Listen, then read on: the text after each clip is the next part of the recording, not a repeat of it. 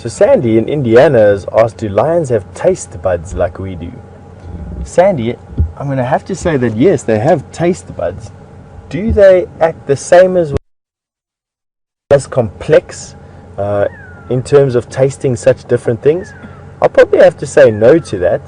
They definitely have a very, very well developed sense of smell, but it might not be along the same lines as what we do.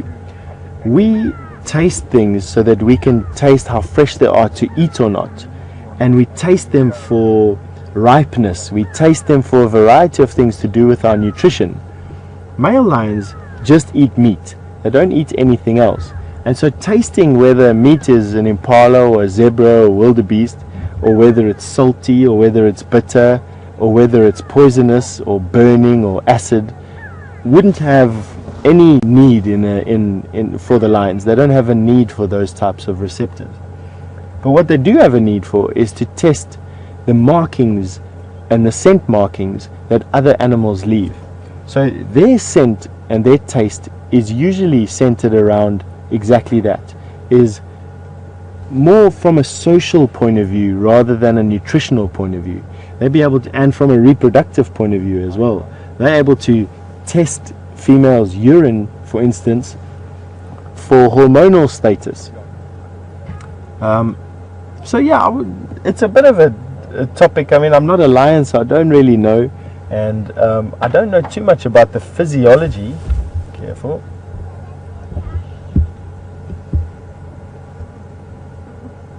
So something just spooked these lions.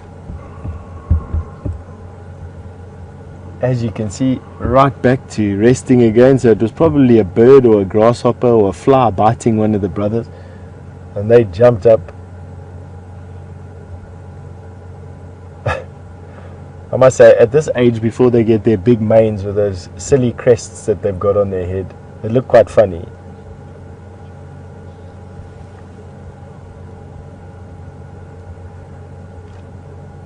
Beautiful picture that.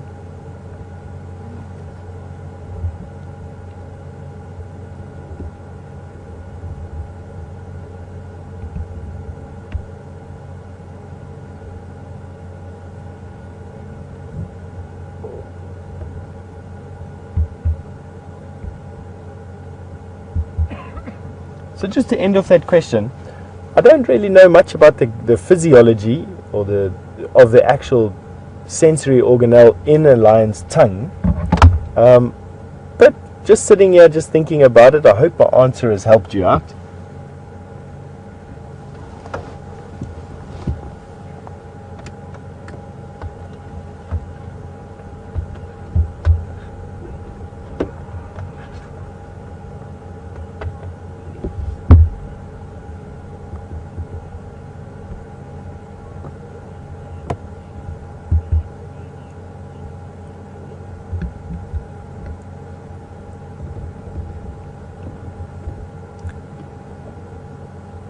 So it is Sunday tonight, and as you all know, or you might know, on Sundays we do the fireside chat, which I will be leaving for in a bit. And you are welcome to start sending us through some questions about what we've experienced during the week. Tonight we're going to be doing a short segment on interspecific competition between species of predators, and we're going to be debuting Jamie, who has just started with us. She's finished almost her first full week of guiding with us. So you're welcome to start sending through some questions for us for tonight. You can email them to questions@wildearth.tv, or you can send them to the hashtag #SafariLive on Twitter. And I am told by FC that a lot of people want to stay at the Lions, and good. I also want to stay at the Lions, so that's exactly what we're going to be doing. We won't be leaving them until we absolutely have to. The light is just getting fantastic at the moment. But while they're just starting to get mobile, or hopefully starting to get mobile over the next couple of minutes, we're going to quickly cross to Jamie. She is lost on Arethusa, and I think a bit of comic relief is just what we need.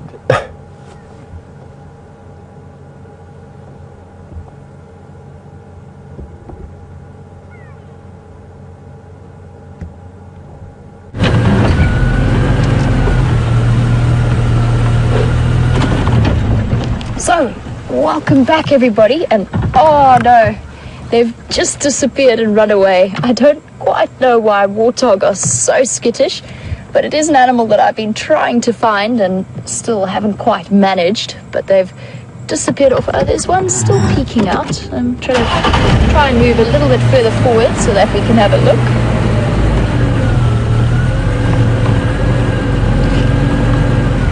Anyway, so since Steph has already told you, I might as well admit to you that I am completely lost. I'm almost certain that we are still on Arethusa. I think unfortunately those warthogs have dashed away.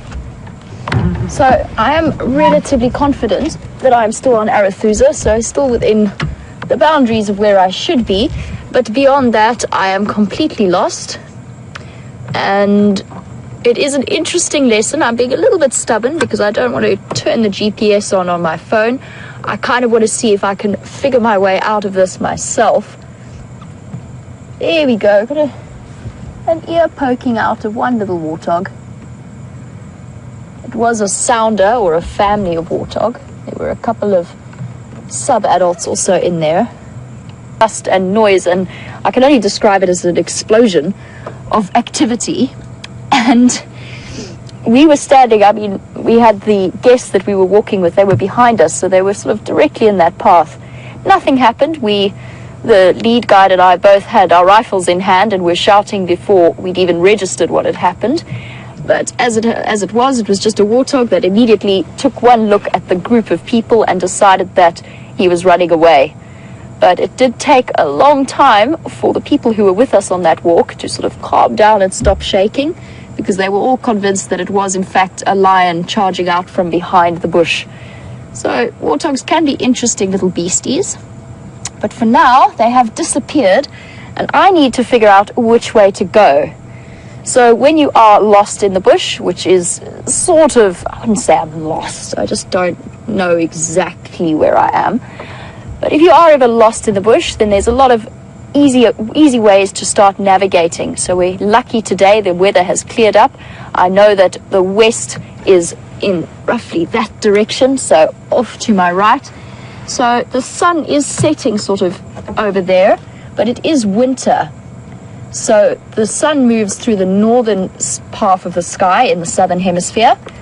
But in winter, the movement is not quite so pronounced. So it doesn't set directly quite in the west. It's set slightly north of west. So I know that west is that way.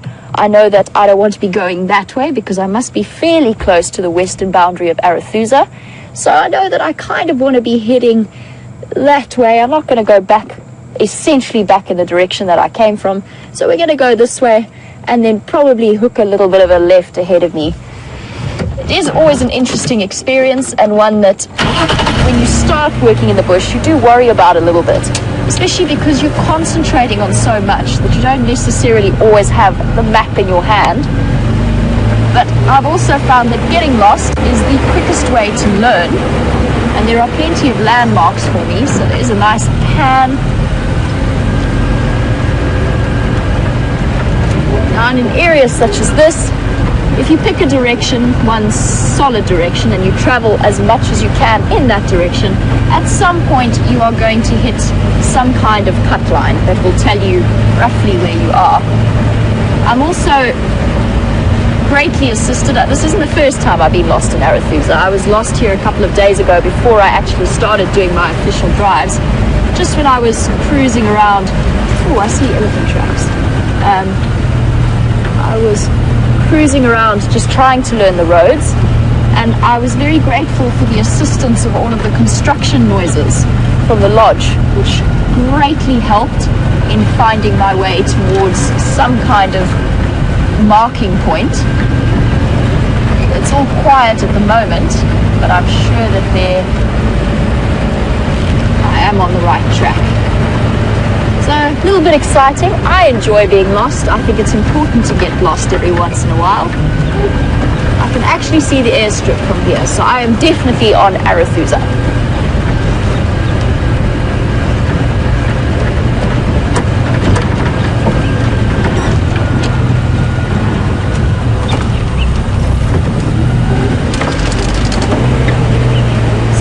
driving, we've got a bit of a general question from Umang, who would like to know if there are sausage trees. Okay, we are going to go at something of an angle, so just be prepared for that. So Umang would like to know if there are sausage trees in the Sabi Sands. Welcome Umang, thank you for that question to keep us entertained while I figure out my bearings. So there are sausage trees in the Sabi Sands, of that I'm almost certain, but I've yet to find one in this area. So you might want to start looking more towards the river systems in that general area. I know that there are plenty of sausage trees in Kruger, to the point that you've got to be very careful where you park your car, because those fruits can grow up to this sort of size, and that's where the sausage tree gets its name. It's got quite a large sausage-shaped fruit, and they are very, very heavy, and they do occasionally fall down without any warning. So you do want to be careful not to park your car, or perhaps to have a nap under one of those trees.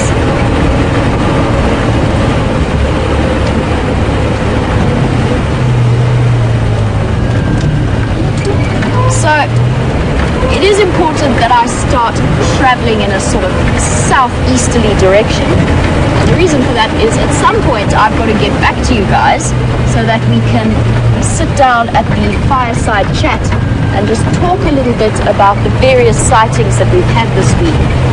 And I know that Stefan has had a very, very interesting time looking at the various examples of interspecies competition. So what I mean by that is where one species, such as a lion or a leopard or a hyena, competes for the same resources, particularly in this case when Tingana lost his kill to the Styx Pride, and the role that interspecies competition has in various areas. So I'm sure that you guys will have plenty of questions about that, and you should definitely send them through before we get started at this fireside chat. So it's #SafariLive and questions at WildEarthTV. Even if you guys just want to know perhaps what is the most common type of competition that we see between predators in this area, anything along those lines, more than welcome.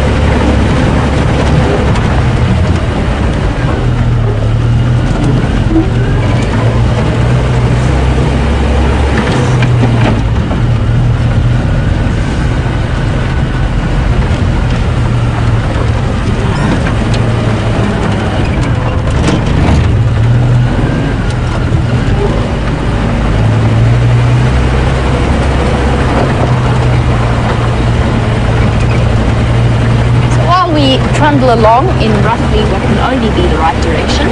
I have a great question from Ashley, and Ashley would like to know a little bit about leopard genetics. Now I was lucky enough yesterday afternoon to see Shadow, the female, and her cub Sindile, but now we will have no idea as to whom Sindile's father is. We might be able to guess based on the various males that are in the area, but we don't necessarily know. And Ashley would like to know whether leopard cubs take more after their mother or more after their father in terms of their genes. So they will, I don't know, I wouldn't claim to be any kind of genetic expert. I know that you can potentially see that certain leopards are related to, for example, to their mothers, but it works in the same way as most mammal species. So the individual will get half of the mother's gene and then half of the father's genes, or half of his chromosomes. Hey, power lines! You definitely can't be that wrong. So this maybe isn't the perfect place to go into a complete breakdown of how genetics works, but there are different types of genes that express themselves in a physical form, in the way that an animal looks. And certain types are more dominant over other types. So let's say we're looking at eye color. In leopards, perhaps that yellow color might be dominant over the blue color. So if a male breeds with a female, his genes might come through. If he's got yellow eyes, it will then give the offspring yellow eyes. I know that's a little bit of a complicated explanation, so I'm just taking a random example. I don't know that to be true, but it will just depend very much on the types of genes that are being passed on. But an individual will get 50% from his father and 50% from his mother, and it just depends on whose particular genes come through more strongly.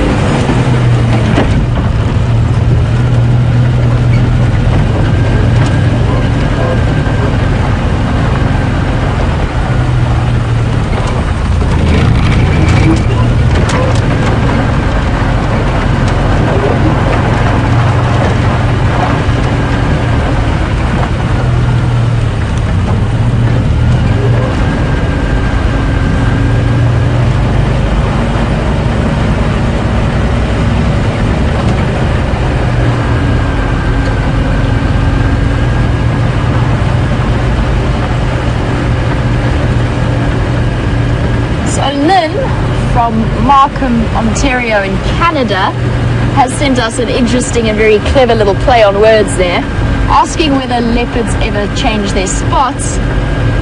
But she goes on to explain that what she's asking is, does their fur color change as they age? Can you tell their age by their fur color? Well, Lynn, thank you for that. I did appreciate that clever little phrase. As far as I know, there isn't much change in coloration of leopards. They might get slightly lighter from the color that they are as cubs to the color that they are when they are adults, and maybe they potentially get a little bit lighter as they age, but don't quote me on that because I'm not entirely sure, but I don't think so. I mean, I haven't noticed, and I've seen a couple of generations of leopard cubs grow up, and I don't think that they change their fur color very much. When you are aging a leopard, you're looking more at the nose color and the condition of the canine teeth, very similar to the way that you age lions.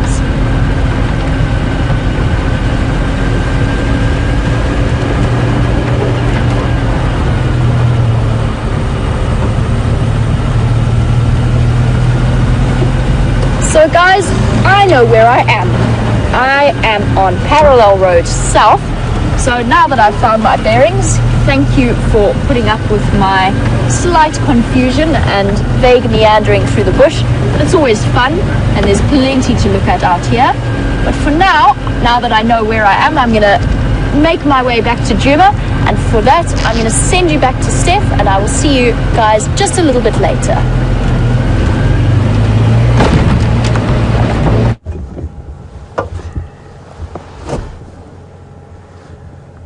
Welcome back to us. We have some signs of life and a big yawn. Here we go. These lions just going through their waking up ritual.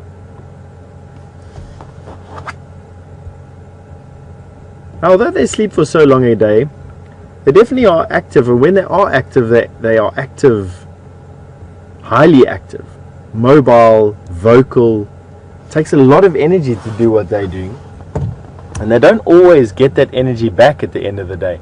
Unlike a buffalo or a impala, grass and leaves are everywhere. For lions to do what they need to do and hunt food is a difficult thing sometimes.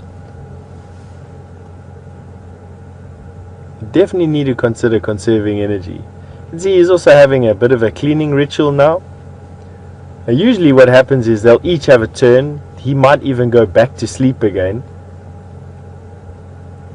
There's a good chance that he gets up and he goes over to one of his brothers. There we go, one's having this one close to us, having a bit of a stretch.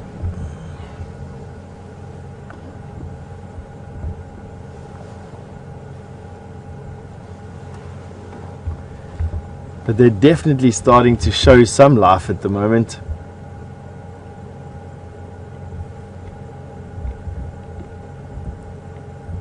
Now, what's quite amazing is that they're only lying about 100 or 200 meters away from where we're going to be doing fireside chat tonight, and I've got every expectation that they're going to be making an appearance. Lions at nighttime are incredibly inquisitive animals. And with all the commotion that will be going on around Fireside Chat, it's not unfeasible to think that they'd like to see what is going on. A term there, interspecific competition, without giving it any sort of reference points. I was expecting a few questions, and a few questions have come in. What is interspecific competition? I'm sure you'd love to answer. And basically, interspecific competition is competition between species, between different species for the same resource. And what I'd like to show you this week is Tingana, who had killed a full-grown female kudu, having that kudu stolen by the Styx Pride. And generally speaking out here, we see interspecific competition between hyena and leopard and between hyena and lion, but we don't really witness it between lion and leopard, even though it's a fairly common thing. We were lucky in that it was a kudu, and that's why we got to see it, and that's why we got to show it to you. And it's on that I'm inviting you to send some questions in.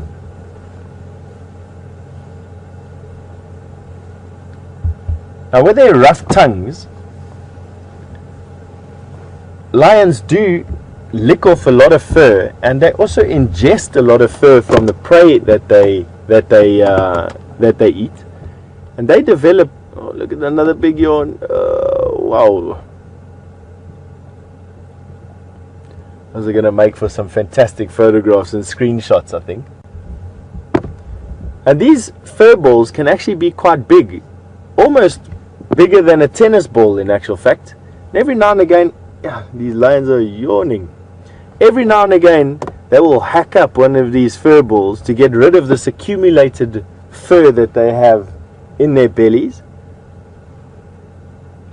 And you find them on the odd occasion lying in the path that of where lion have been walking. Not a common thing to see. I've only seen a handful in my life. This compressed ball of fur, and they get it all from just cleaning themselves and from the fur that they eat. Another huge yawn. They're all stretching now. Well, at least three of the five are stretching. Two are still comatose.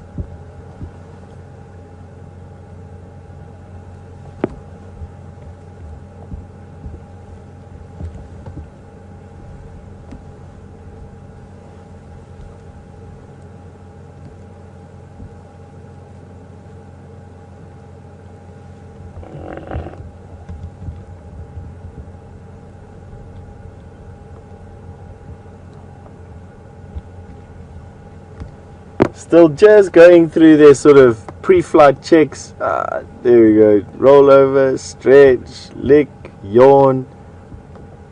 There, one of them has just started again. Normally takes about half an hour or so for them to wake up fully.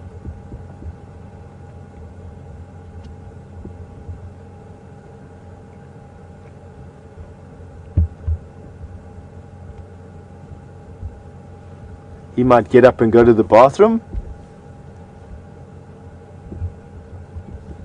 A little boy's bush.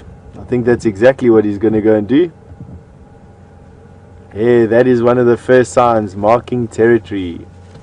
That is a very, very clear sign that these boys mean business in this area. There he goes to have his toilet break. He's busy urinating and scraping his feet. That's another clear sign. We might show you on one of our tracking exercises.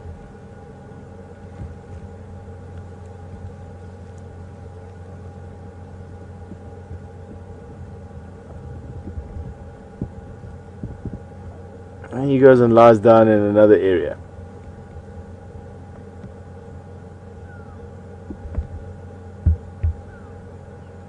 They're busy listening intently in the exact direction of Djuma Dam. There might be something happening in the mud there that's carrying on the wind.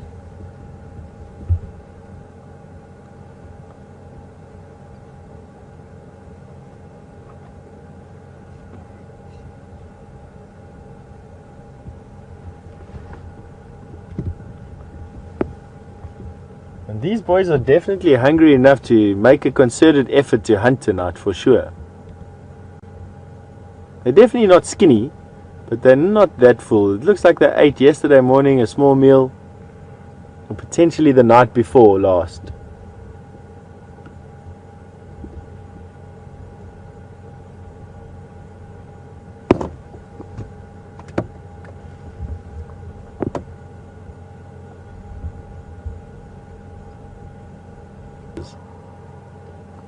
Both with each other and with other members of the pride, they started to actively compete for meat at carcasses when they were as young as 9 months old.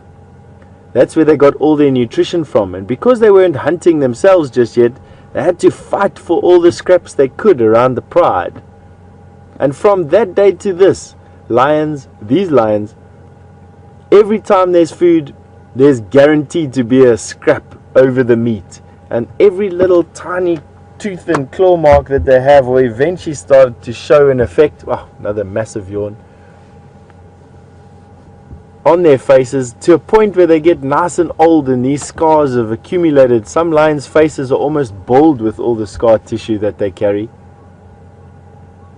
And it'll be one of the ways that we identify these lions in the future is distinctive scars. Another big yawn coming. Oh, those teeth are massive. The only canines in the bush to outmeasure a lion's canines are those of a baboon, believe it or not.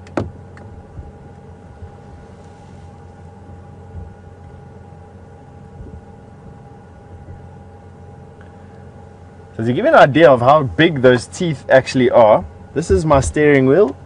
It's a 4-wheel drive steering wheel. I'll just wait for the...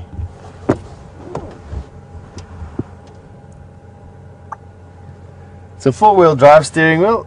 There's my hand in the middle of the steering wheel. That lion's canine is 5 centimeters long as this finger. So there's the center of the steering wheel. Here's my finger. Give you an idea of how big that lion's canine is. 5 centimeters, or roughly, I would say, just over 25% of the diameter of a big steering wheel. Quite big.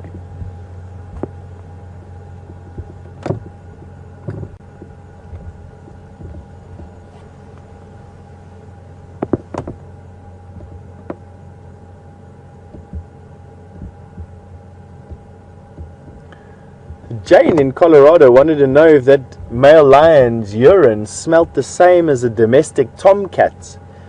That's a good question. It's definitely got a distinctive smell.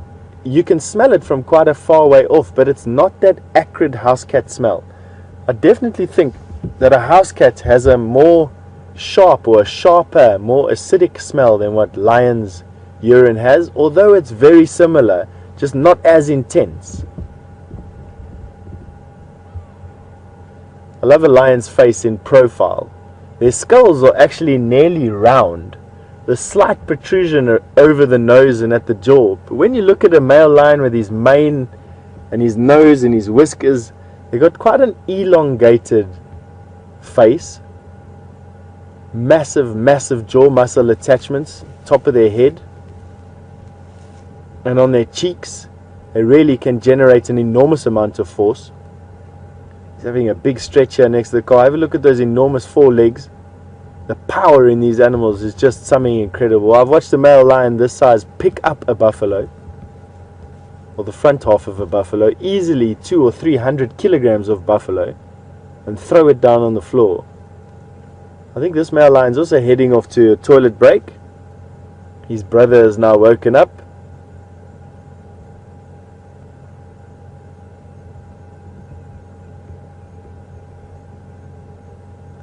What you would notice is that these male lions move away from where they're sleeping to go to the toilet, and unless they're really full around carcasses, they're actually quite clean animals.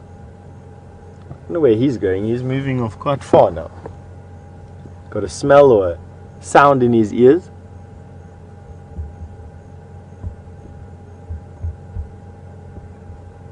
He's lying down in the grass at the back there. I suppose each to their own.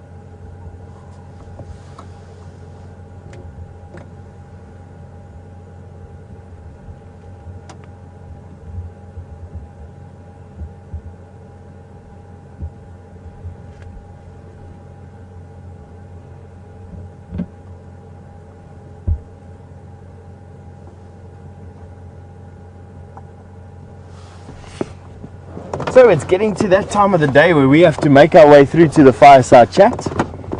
The nice thing about tonight's fireside chat is these lions are actually almost part of the set already.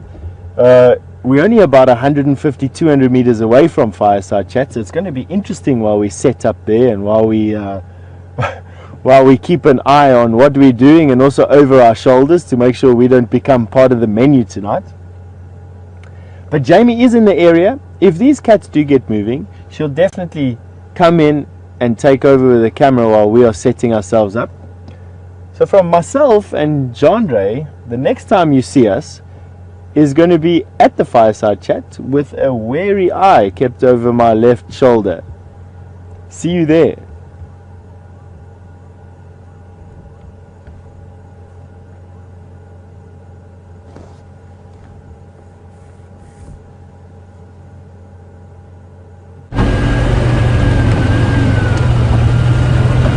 Welcome back, guys. So while you were with Steph, I found my way out of Arethusa and back onto familiar ground around Djuma, largely thanks to the help from the wildebeest.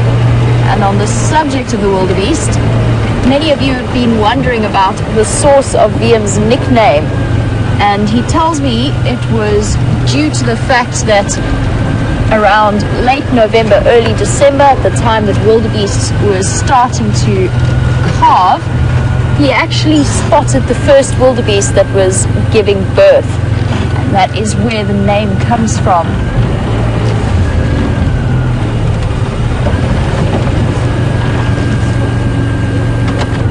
So guys, off to my right, I've got about 4 or 5 male buffalo bulls.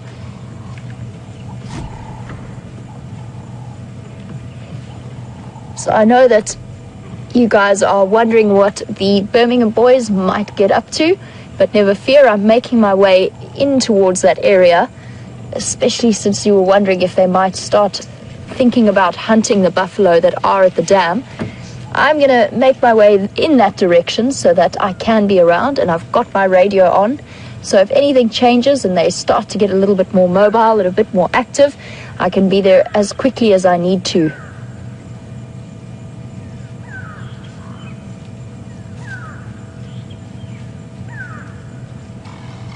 Just got some grey go-away birds shouting. An alarm calling.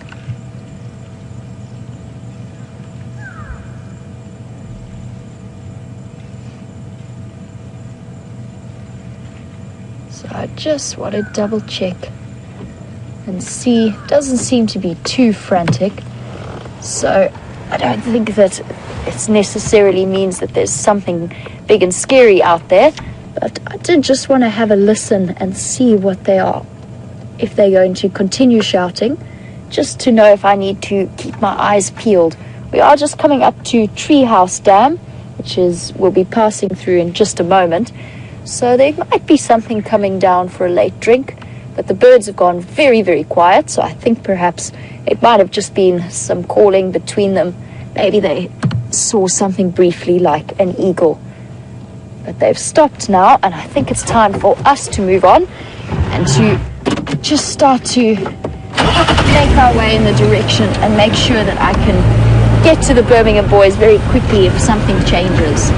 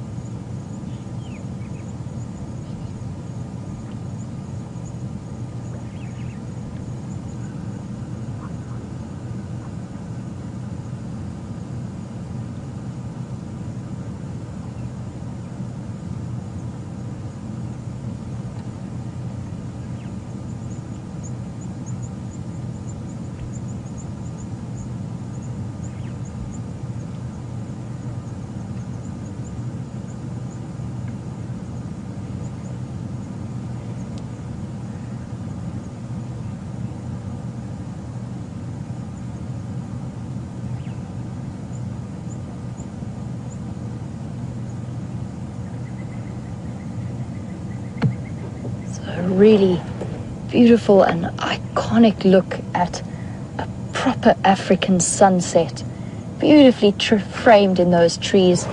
So thank you very much for that, Viam. It is truly beautiful and spectacular, and I always think that you should always take just that little bit of time when you're out in the bush just to really appreciate the beauty of what's around you, and not just think it's all about necessarily the animals that you might be seeing or the animals you might be missing, but to remember that there's beauty to be found absolutely everywhere here. But for now, our sun is slowly disappearing.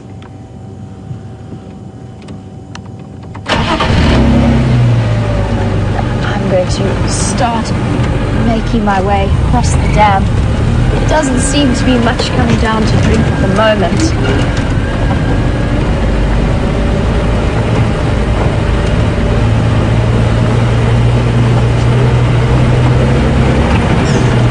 And already for me, I've only really been in this area for just over a week. It's been 8 days now since I first arrived at Djuma and at Wild Earth, but it already is starting to feel like home.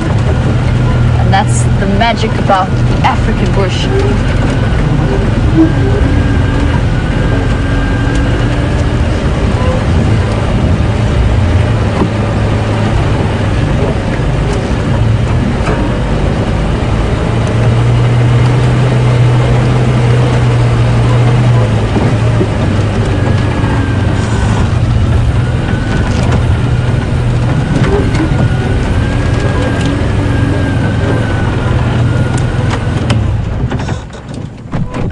We do have little Dacre, who was bravely trying to drink. I didn't actually spot him just because we were looking straight into the sun, but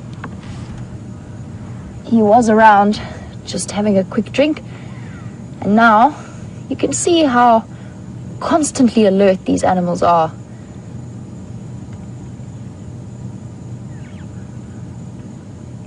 So he has had his evening drink. And on the subject of drinks, Heidi was asking about my earlier conversation about sausage tree fruits, and she's heard that you can make beer out of them. You can, as far as I know. The sausage tree fruits are edible, and most edible fruits you can allow to ferment. And there are a couple of various beverages, the most famous of them in this area being the amarula liqueur, that is made from the fruits of the marula tree. Very smooth tasting drink and really delicious in coffee as well. There is also a marula beer, and I was very keen because I absolutely love the taste of marula fruits, so I was very keen to know how to make marula beer just out of pure curiosity. So I asked one of the guys that I was working with, who's lived in this area for a very long time, and he looked at me like I was just a little bit stupid, and he said, "Jamie, all you do is you collect the fruits, you cut holes in the skin, you stick them in water, and you leave them for 3 days, and you will have marula beer." So nice, simple, easy beer to make. Definitely a beer to consume very responsibly.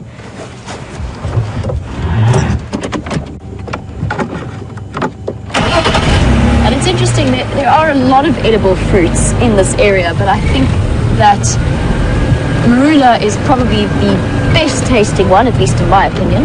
But the other fruit that I really, really like, and it's not a tree that we see so much in this area or at all in this area, but it's the tree that comes, the fruit that comes from the baobab trees. And these are those incredible trees that look like they've been planted upside down with their roots growing up into the sky, and they can reach absolutely enormous diameters. So they grow for a couple of, potentially 1,000 years or even longer. And I really, really like the taste of their fruit. It comes in a sort of a round ball, and when you break it open, the fruit inside, or the pulp inside, is not juicy and fleshy like the marula fruit. It's almost like a powdery taste.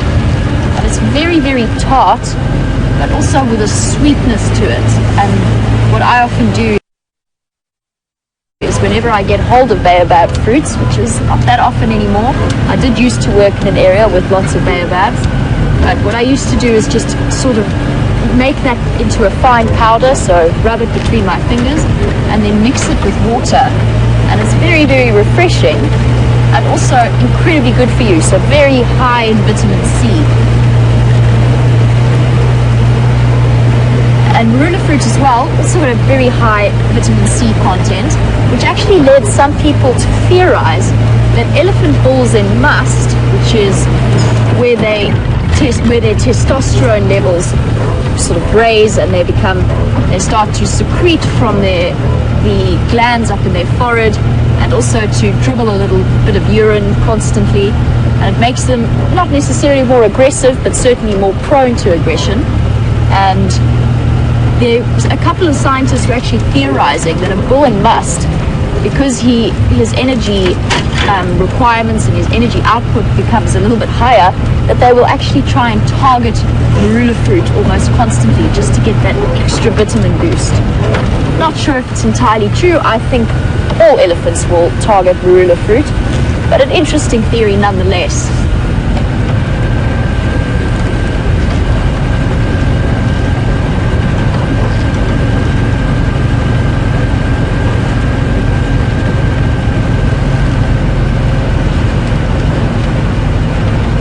Got a very cool question from Charlie, who is looking at the deka and other antelopes and wondering whether or not the antelope here will change their fur color according to the season.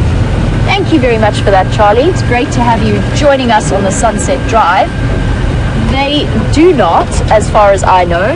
The most color change that you will see is potentially when the antelope are very, very cold and they're feeling chilly, and they've puffed up the fur on their backs and their sides just to capture a little bit of warmth, in the same way that we might get goosebumps when we are chilly.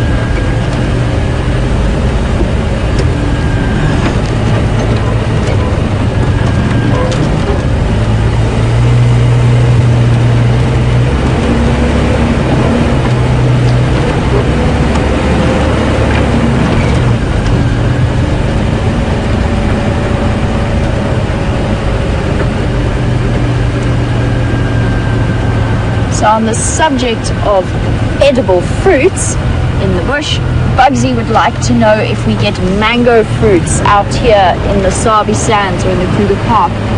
The answer, I'm not entirely sure. I don't think so.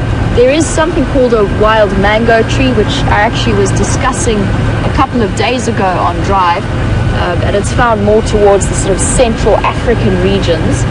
Now, as far as I know, there are no mango trees in this area, but I could be corrected. So if any of you do know better than I do, I am new to this area, then please feel free to let me know. I would love to know, and you can send your comments through on #SafariLive at Twitter or on Twitter, and you can email through comments on questions@WildEarth.tv.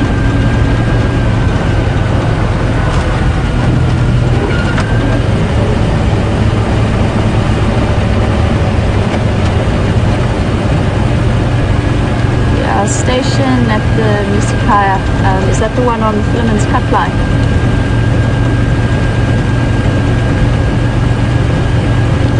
I would like to join you there. Would that be okay?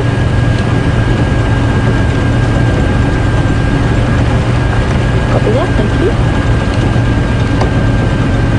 So guys, just double checking in with the other guides in the area before I go barging into their sightings without asking.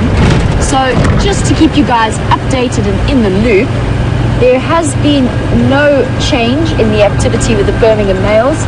They are still where you guys left them when we were with Steph. So never fear, you aren't missing out, but I am very close to that area, so I could potentially be there very fast if I need to, or if I hear that anything changes. So what I wanted to do, just quickly while it's a nice time of day for this, I wanted to just pop my nose in to the hyena den and see what these guys have been up to. I like to check in fairly regularly. Last time I was here, it was just the 3 older cubs who were out. but I have heard reports from the other vehicle that it is active, so they are around. So we're just going to go in nice and quietly. And as some of you guys may know about me already, spotted hyenas are my favorite predator out in this area, which is why I enjoy coming to see them. And I can already see a couple of individuals out and about. And for those of you who may be joining us for the first time, there is a very, very young hyena cub at this den. So we'll be holding thumbs. Maybe we can get to see it. I'm just going to switch my car into low range just so I can idle my way forward without causing these guys any stress.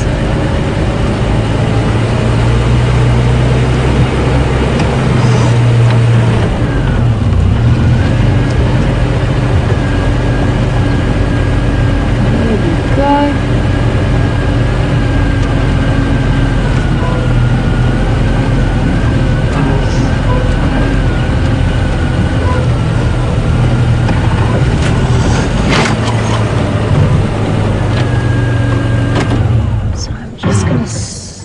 I was going to stop here, but the little one changed his mind about where he's going to go.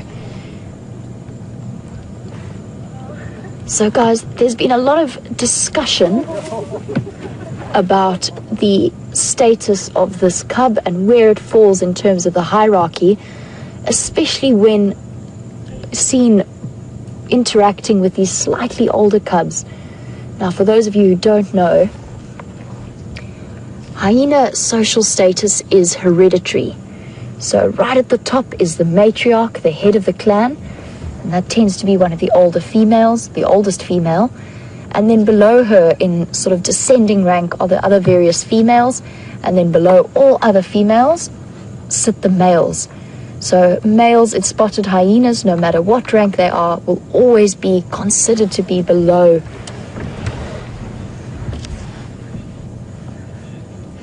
So they will always be considered to be a little bit beneath any other female of the clan.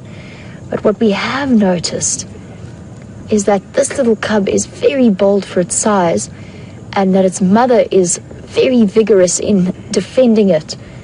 And we think that perhaps the mother is at least one of the high-ranking females, if not the matriarch. And it's interesting to see the interactions between them. These older cubs are at an age where they are starting to become very playful.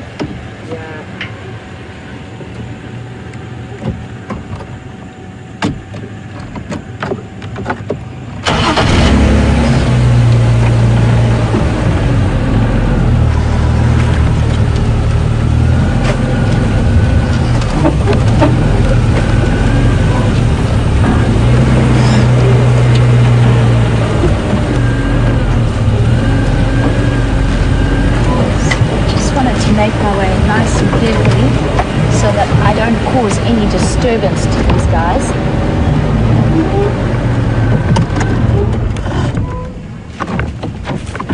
There we have the mother showing you guys exactly what I was saying about how vigorously she defends this little one.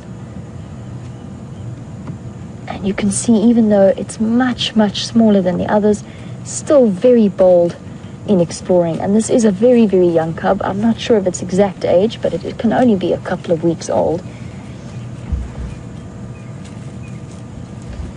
But it is out and about exploring.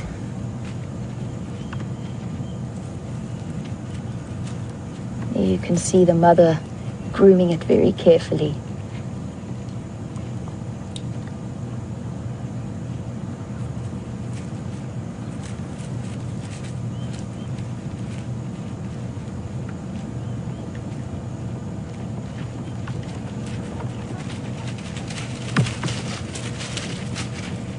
You can see these slightly older cubs are very desperate to go and explore and have a look at that little one, but the mother is very protective over it. Oh, one of them's managed to sneak in while her back's turned. But just looking at the behavior of that older cub, I would say that this tiny cub is most definitely one of the higher ranking, or has inherited the status of her mother, who will be a high ranking female. Just because none of these older cubs seem to want to harass it too much. And I was witness to a situation about 2 years ago where we were monitoring a hyena den, and there were 2 females there with 2 sets of cubs. The matriarch had the older set of cubs, and then her daughter, so slightly below her in rank, had a smaller cub about roughly the size. And the matriarch's older cubs would very often bully the smaller cub, and whenever the smaller cub's mother tried to come to its rescue, the matriarch would immediately put her in her place and allow her older cubs to continue.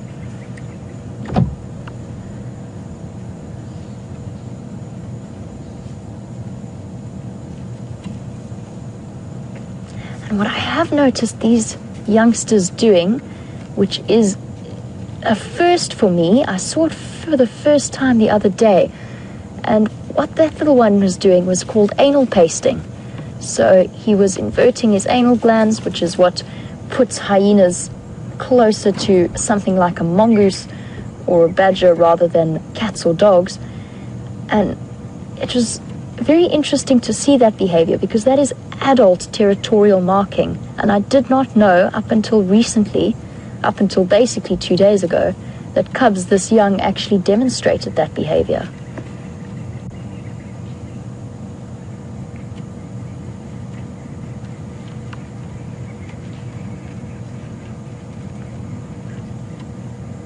The little cub, the mother has moved off, so it's retreating into a slightly smaller burrow area just to escape the slightly overly attentive affections from that older cub.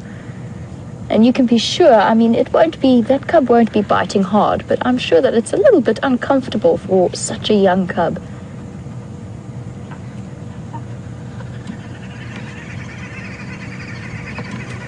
Here we go, and the cub's little noises of distress has brought his mother back. His or her, I think it is potentially a female, but it's very, very hard to tell.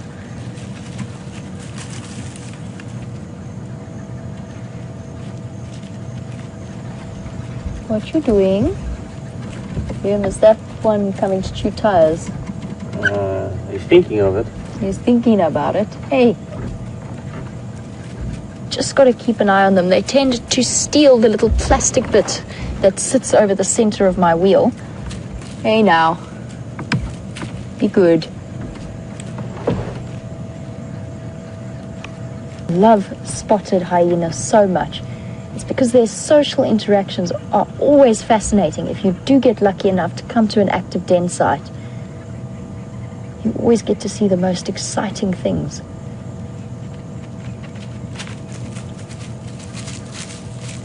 And of course it helps that they are so curious looking, and I also personally think they do look a little bit guilty, always like they've done something wrong. And a lot of the time that's because they have. What are you doing? Hey. So I just took my foot off the brake there just to allow the car to rock a little bit, just to let them know that chewing my tire is not to be allowed.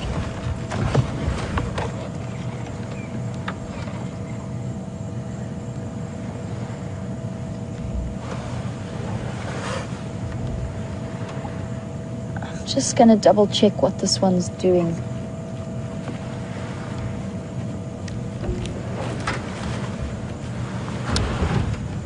Sorry guys, I might get across. Okay, we're fine. It's always good fun, and they definitely keep you on your toes when you're around their den, especially ones at this age, and they're just starting to become really very curious about their environment, and they tend to investigate whatever they are curious about using their mouths, which isn't something that I want them to learn to do, especially as they get a little bit older and their bite force becomes a little bit more powerful. I don't want them chewing on my tires or even vaguely learning that that is a good habit to have. It is something that they grow out of though. So adult hyenas can be very bold, but they do stop chewing people's tires.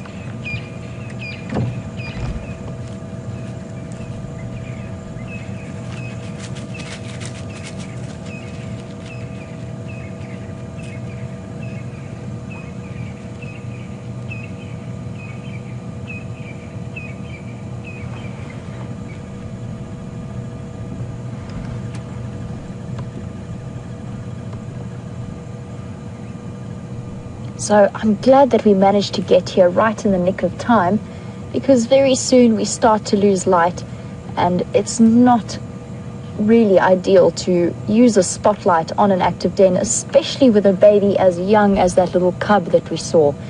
So I won't be sticking around too much longer.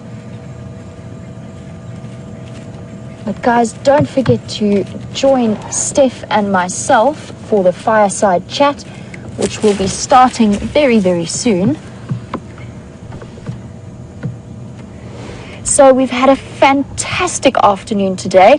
You guys got to see a little bit more of the Birmingham boys. We got to see a little bit more of the Birmingham boys who have made themselves known on Djuma for at least my first time. I'm sure that they have been around this area before, but very exciting times in the world of lions. And we got to see Sindile, still safe and sound and sleeping just where we left him from this morning's drive. So guys, it is now time for us to move across to the fireside chat, where I will be joining Steph very shortly once I have left these guys. But I'm really looking forward to having a little bit of a chat. Please feel free to send your questions through to #SafariLive or questions@WildEarth.tv. Thank you very much for joining me, and thank you to Wiem for his fantastic camera work and animal spotting and directing when I got a little bit lost. So guys, I will see you in just a couple of minutes, but for now I'm going to pass you along back to Steph, who's waiting to start chatting about the week that we've had. See you guys in just a little bit.